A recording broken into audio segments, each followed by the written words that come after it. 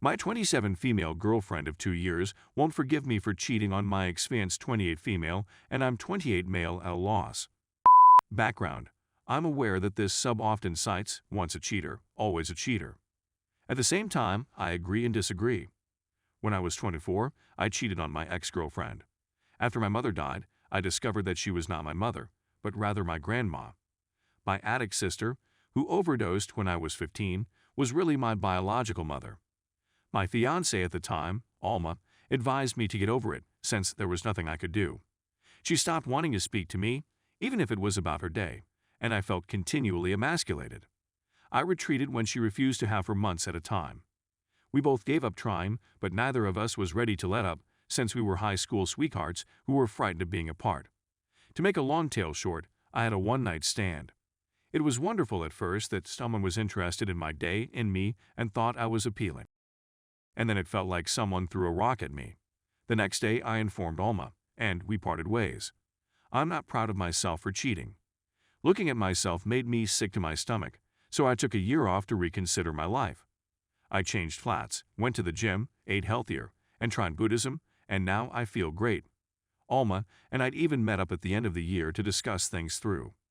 We forgive one another after she apologized for pulling away and I apologized for cheating.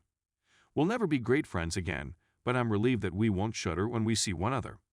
At a mutual friends party, I met my now girlfriend, Sasha. I obtained her phone number, and we hit it off right away. When we got to talking about previous relationships, I told her what transpired between me and Alma. I informed her that if she had any questions or felt uncomfortable, she should let me know. She appeared quite accepting, despite the fact that she had never strayed or been cheated on, and our relationship remained excellent.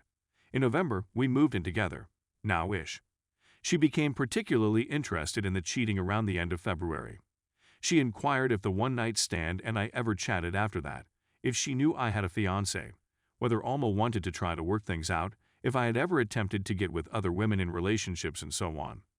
I answered her questions honestly and told her that if she's worried that I'm going to cheat again, I'll keep my gadgets and other belongings exposed to her. Things seemed to be okay for a while, until I observed Sasha obsessively searching through my equipment. She couldn't ask me any more questions about my adultery, but instead grew envious and domineering. For instance, 3 weeks ago I had to take my computer to the shop because it was behaving strangely. It was later discovered that a keylogger of some kind had been installed on my computer.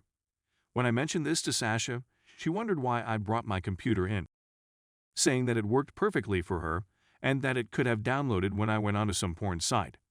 Another example would be Alma contacting me on Facebook last week, inquiring as to why I texted her and another high school girl. I had no clue what she was on about, and she provided me screen captures from a telephone number that was clearly mine.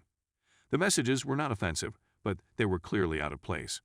They just attempted to start up a conversation, but clearly not in my tone. I questioned Sasha again, and she appeared really perplexed. My internet account verified that the texts were sent from my phone.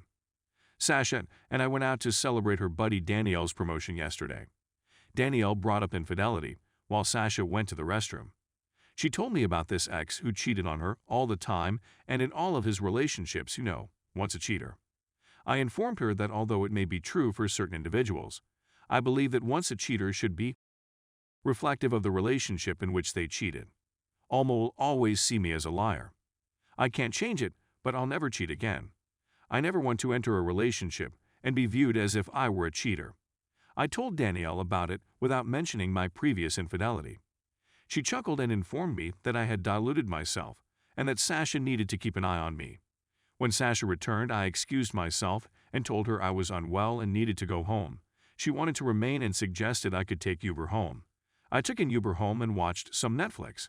Sasha arrived home a bit tipsy and started to sneakily inquire if I had returned home directly or whether I had deetered. I questioned her why she was so skeptical, since I believed I had maintained open lines of contact with her and had given her no cause to doubt me. She remained quiet before excusing herself to go to bed. As I arrived, she was on her laptop, which she slammed shut when I entered the room. Today, I'm irritated. I believe I've done all possible to remove any concerns about cheating. I tried my hardest to be a better person than I was before. I'm lost and don't know whether this is a natural response when dating someone who has previously cheated on you. Is it worth trying to save this with Sasha, or should I simply cut and run? Update. Since there is a lot of information, and it is good for extended chats with friends, maybe not on Reddit, I'll simply summarize it. When Sasha told me that she was traveling to meet her mother due to a health problem last week, I took her to the airport and immediately moved all of her belongings out of my flat and into a storage locker nearby to prepare for her departure.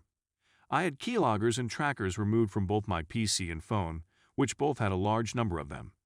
Due to the fact that I had to give Sasha 30 days written notice in the apartment, a great friend of mine offered me a spare room for the following month. In order to avoid distracting her from her family, I decided it would be best to wait until she returned home before informing her that we had ended our relationship. I was right.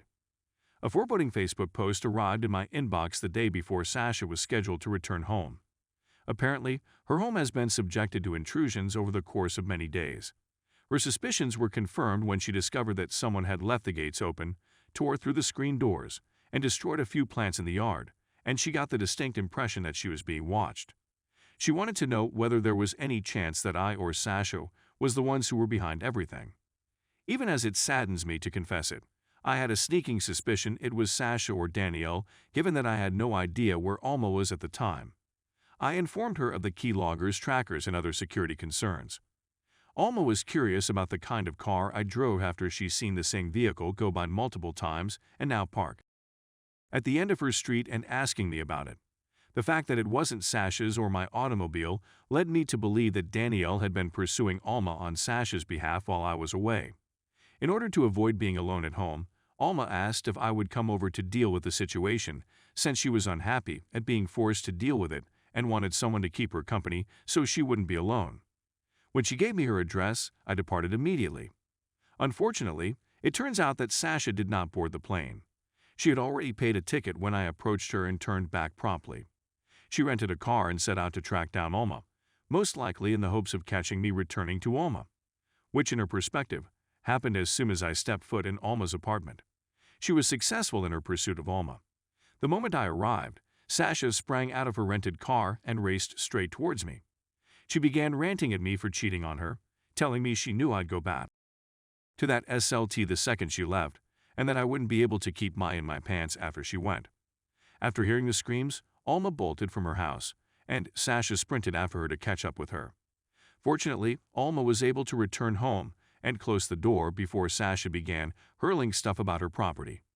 When the police arrived, they separated everyone and took statements from them.